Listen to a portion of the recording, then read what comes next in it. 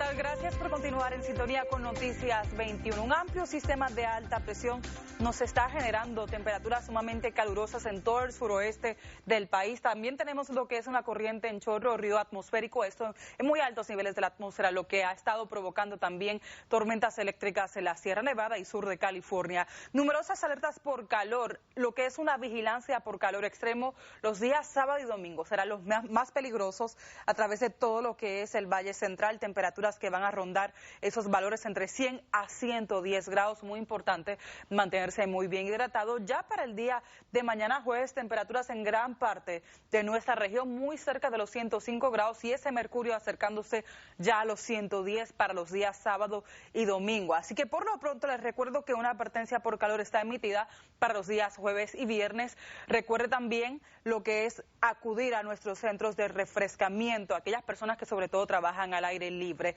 También se ha emitido una vigilancia por inundaciones repentinas que incluye las zonas que fueron afectadas por los pasados terremotos. Mucha actividad en esa región. Algunas tormentas eléctricas tienen el potencial de dejar mucha lluvia en poco tiempo y esto resultar en peligrosas inundaciones. De hecho, la Sierra Nevada hacia el día de mañana jueves a las horas de la tarde pudiera experimentar varias tormentas eléctricas, así que tómelo en consideración. Así que en ese pronóstico les recuerdo más bien que sábado y domingo serán los días más peligrosos y fíjese que todavía para mediados de la próxima jornada laboral vamos a continuar con temperaturas en esos 100 grados, así que definitivamente tengan muchísima precaución.